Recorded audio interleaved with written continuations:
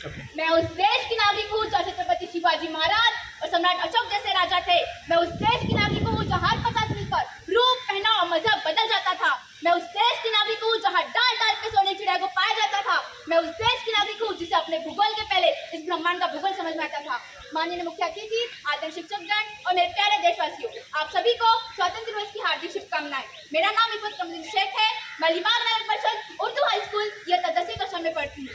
आज आज़ादी के मौके पे मैं अपने विचार रखना चाहती हूँ। कहने को तो मैं आज़ाद है, पर किसी की दास्तान या गुलामी के पेड़ काट देना आज़ादी नहीं। सच तो यह है कि आज़ादी रूपी अमृत पाकर प्रत्येक देशवासी शारीरिक, मानसिक व आर्थिक तौर से तृप्त होना चाहिए था, परंतु वो अमृत अभी छलका ही नहीं जिसकी हमें तलाश है। जिस रोज आजाद होना बहुत आसान है, क्योंकि वो आजादी बलिदानों की नींव पर टिकी होती है, परंतु अपने अवगुणों अपने बुराई में विजय पाना उतना ही कठिन है, क्योंकि खुद से खुद लड़ाई बहुत मुश्किल होती है। आज स्वतंत्र भारत में हमारी लड़ाई खुद से है। हम अपने ही बनाए हुए चक्र में इस तरह फंस कर रह गए कि चक्रियों से बाहर निकलने का कोई रास्ता नजर नहीं आता। अक्सर शाही, महंगाई, बेरोजगारी, धर्म, जाति, ऐसे कई समस्या आज में हमारे सामने सुरक्षा के मुंह पर सारी खड़ी है।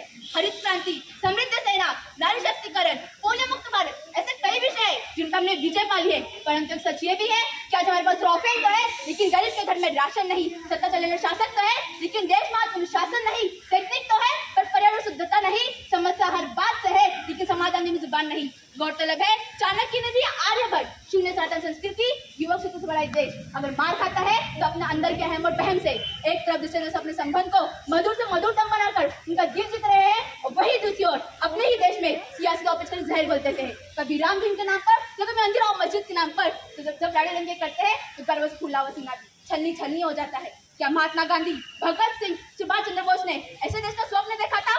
क्या हमारे क्रांतिकारी वीरों ने इसलिए अपना सर निछावर किया था? कितना अच्छा होता अगर विरोधी पार्टियां आलोचना करने के बजाय सुझाव प्रस्ताव पेश करके देशवासियों और देश के नेताओं का मनोबल बढ़ाते। मैं महाभारती की बेटी, शहीदों और बलिदानियों को सीमान कर आप सबसे प्रण लेना चाहती हूँ कि आप कभी किसी बुराई का हिस्सा नहीं बनेंगे।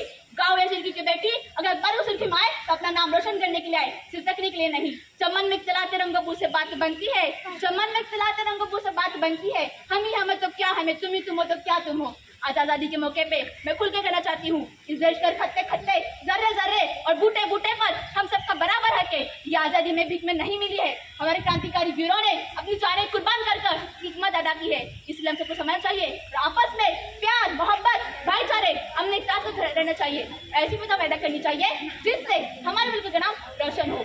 मिलेगी मंजिल मकसूदी ईमान रखते हैं, मिलेगी मंजिल मकसूदी ईमान रखते हैं। हम अपनी रहनुमाई के लिए कुरान रखते हैं। वफादारी वतन से हो यही इस्लाम कहता है, वफादारी वतन से हो यही इस्लाम कहता है। हम अपने घर कोने में हिंदुस्तान रखते हैं। जय हिंद।